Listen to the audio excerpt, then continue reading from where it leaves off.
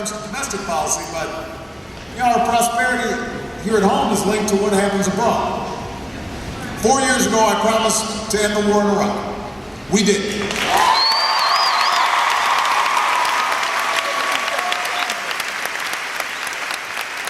I said we responsibly wind down the war in Afghanistan, and we are. You've got a new tower that's rising over the New York skyline, and meanwhile, Al-Qaeda's on the path to defeat, and Osama bin Laden is dead.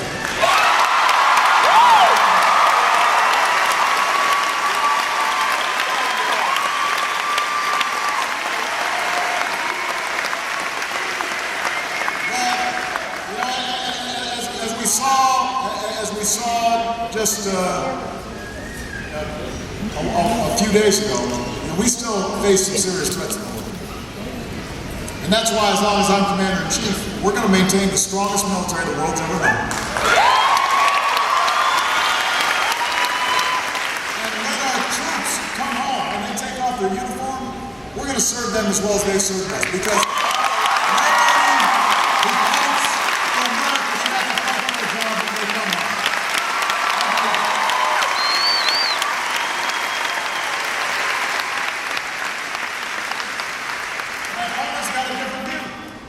he said the way we ended the war in Iraq was tragic. He still hasn't explained what his policy in Afghanistan will be. But I have, and I will. And one more thing, I will use the money we're no longer spending on war to pay down our debt and to put more people back to work.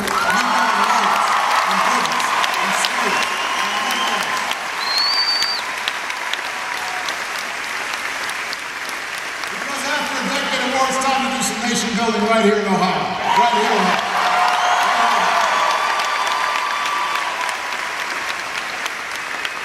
So, this is the choice that you face. This is what this election comes down to. And over the next 41 days, you will be seeing more money than has ever been spent. A whole bunch of it on the other side from folks who are writing $10 million checks to these super PACs. And they'll tell you that bigger tax cuts, fewer regulations are the only way to go. Their basic argument is since government can't do everything, it should do almost nothing. Their basic theory is you're on your own.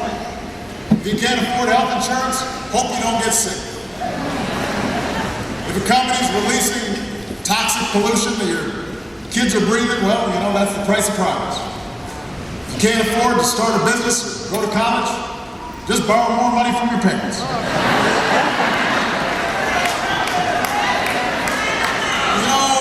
me tell you something. That's not who we are. That's not what this country is about. We don't think government can solve all our problems, but we don't think it's the source of all our problems either.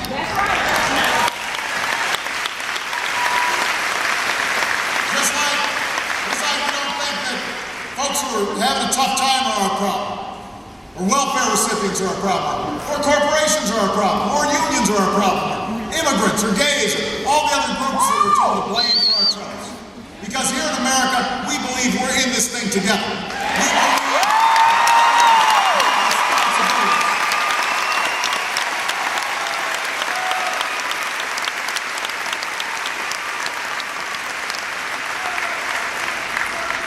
We believe we've got responsibilities to look after ourselves and work hard and show individual initiative, but we also believe we have responsibilities to each other and to this country and the future generations to make sure that America continues to be the place where there's more opportunity and possibility than any other nation on earth. That's what we believe. That's what we're fighting for. We understand that America's not about what can be done for us, it's about what can be done by us together. As one nation. As one people. And that's what I've always said. That's why I ran for this office, because I have faith in you. Yes. 4 years ago I told you this wasn't about me. It was about you, the American people. You were the change.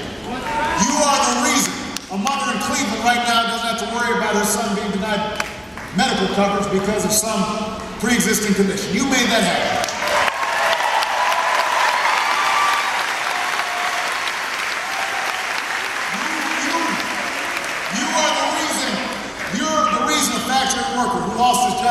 floor, where Lordstown is back on the line, building some of the best schools in the world.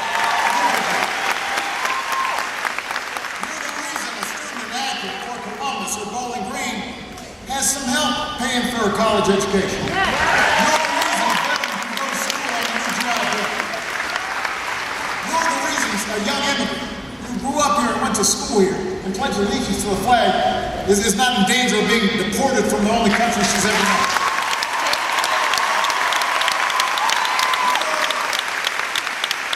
You're the reason some outstanding soldier won't be kicked out of our military because of who they are and who they love.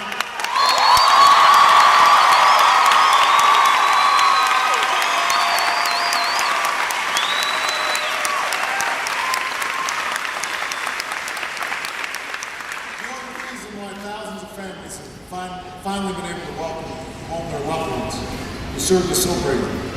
To say, welcome home. And the interesting thing is, my opponent maybe doesn't understand this concept about how change happens, because I made this point down in Florida. I said one of the things we learned is we can't change Washington just from the inside.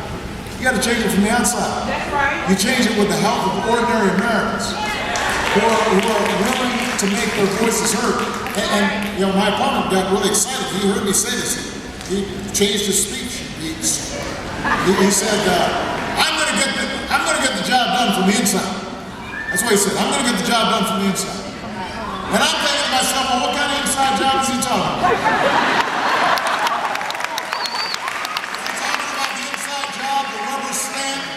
The agenda of this Republican Congress? Because if he is, we don't want it. If he's talking about the inside job, letting oil companies write the energy policies, insurance companies writing health care policies, outsourcers rewriting our tax code, we don't need that.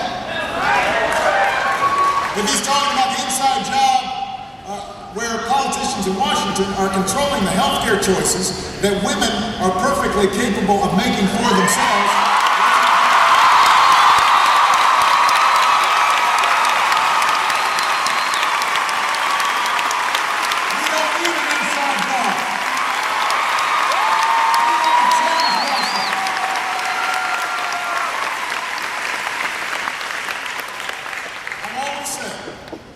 change is hard.